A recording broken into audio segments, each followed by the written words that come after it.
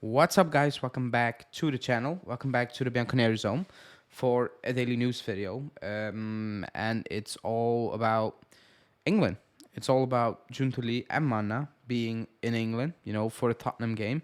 When they played Chelsea, they were spotted in the stadium, and we've been linked with every English player, but also players playing in the Premier League, and as of now, maybe a bit like early July, June, or the end of June, when we were linked with every player playing at Galatasaray. We are being linked with every player playing in the Premier League, basically, from Sancho to Partey. We've been linked with them all. And that's what we're going to talk about this video, is Sancho, because Juve are really in for him, apparently. Some very mixed reports on Calvin Phillips. Højbjerg also, it's possible, not possible, but also possible at the same time. Like, again, straight reporting. And then Rugani, who is getting a new deal this week or next week, but he's getting that new deal. So a lot to jump into. So we're gonna straight go into it now. Before we do that, as always, like the video, subscribe to the channel, hit that bell notification if you are new, and let's get into it.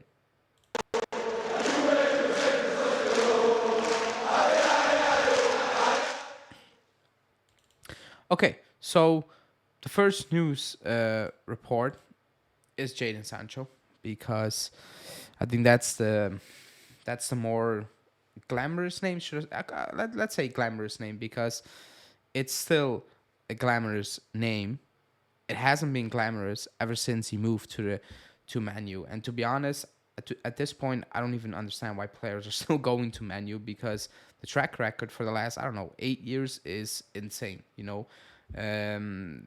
They kill off players big time, and he's one of those players. Because at Dortmund, I absolutely love to watch Jadon Sancho at Tottenham, at Dortmund, excuse me, because it looked fun, it looked electric, it looked very effective, and he had everything to become a top player, basically.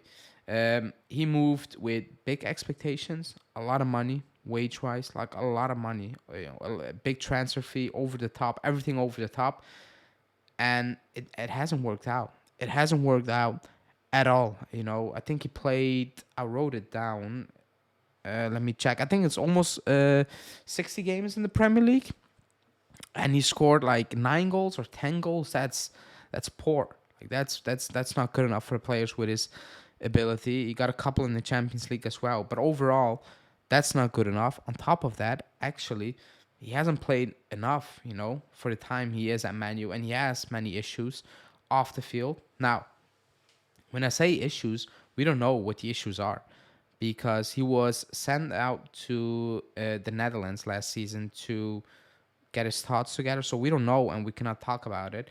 Now he's banned from the club by Ten Hag. But if you read the reports, it's only Ten Hag who has a problem with it. So it's not, he is a bad person or whatever, all those things. And it hasn't worked out at all. When you see him play for Man U, it doesn't look good. It doesn't look good. It's a bit the same like what's happening with Anthony now at Man U. Even though I think the Anthony one is even worse, because he looks terrible. Like he looks completely useless. From day one until now, he looks completely useless. So it's not working out. However, we've been linked with him, and Mirko Di Natale is saying that we are in for him. The club is not denying these rumors, and if there is a possibility with favorable terms for us, they will make an attempt to bring him in. And what are favorable terms for us? At this moment in time, I don't know, because I'm very confused with the link. I really am, because he is on massive wages. He's almost on 10 million euros net a season. So that's something you're not going to pay. And then you might say, it could be a loan, just a loan for 6 months. Okay, you loan him, but he hasn't played football for a while.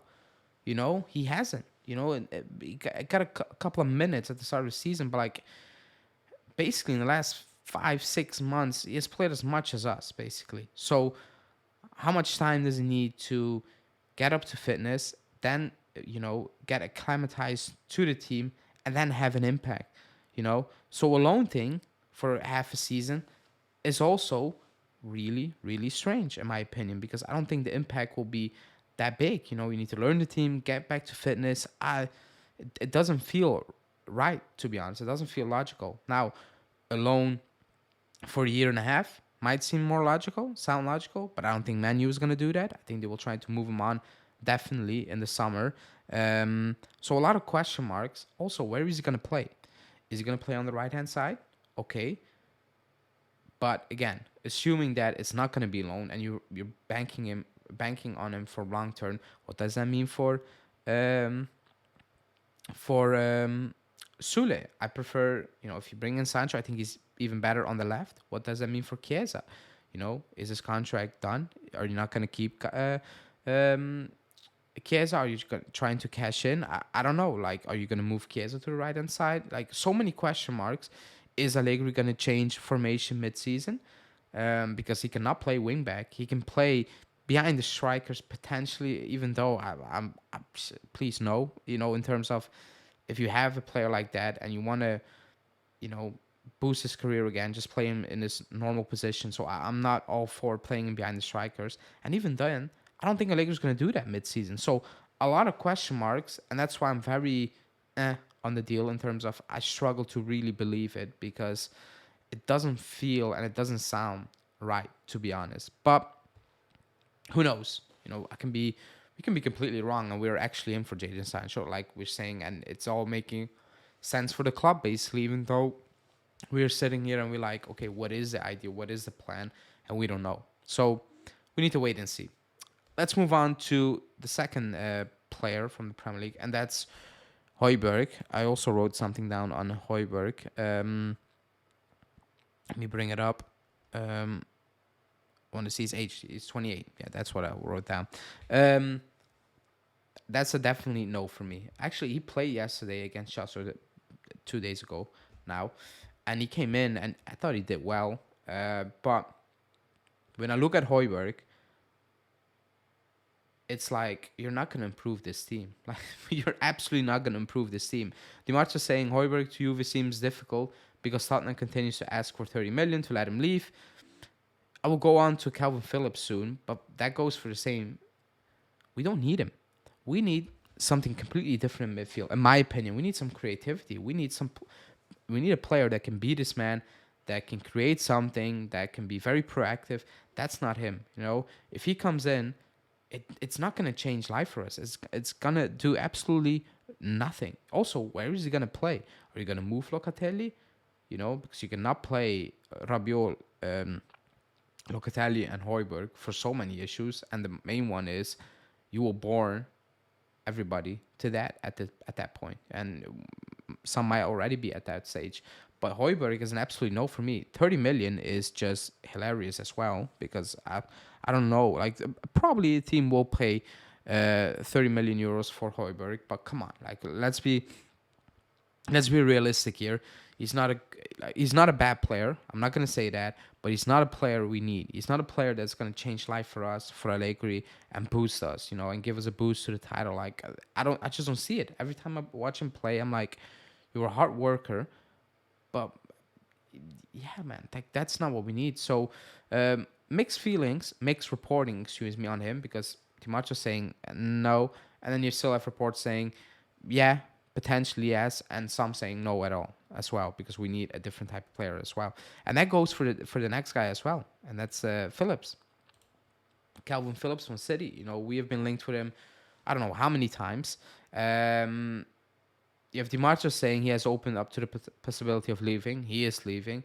But it remains to see if City will agree on a loan plus an option. And then you have Romano saying, nah, the club is not really looking in for Calvin Phillips. Like, he's on the list, but they want a more attacking player. And I believe Romano on that, note, because it makes more sense. Like, we need more of an attacking player. We don't need a Calvin Phillips. We don't need a HOJBJERG. Like, we absolutely do not need these players at this moment in time. Like, we don't need him, because that's not going to change life for us. Same for Thomas Partey.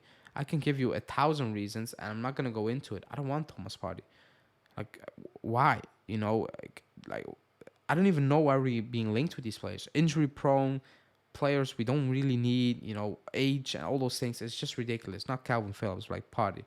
It's ridiculous. Like, it's absolutely ridiculous that we're being linked with certain players, especially the latter one. These ones, they're not poor players in terms of like, oh, they're garbage, but they're not going to change life for us. And that should be the case in January if you want to push on. If you are continuing this run and you enter into January like, okay, now we need to make a push, then you need different level of players. And these are not the players in my opinion. So let's see how that will go. But we are in England. It seems very obvious that we're trying to do something in England with Samardzic on the background still. Still early, however, Giuntoli and Mane being in England at a Tottenham game, I think is already significant. The last bit of news is Rugani, because he's going to get that new deal. Miko Shira is saying he will extend that deal and he will reduce his wage.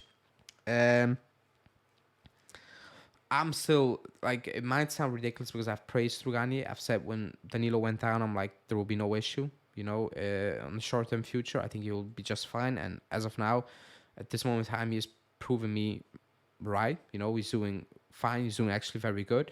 I said months ago to not make that deal happen.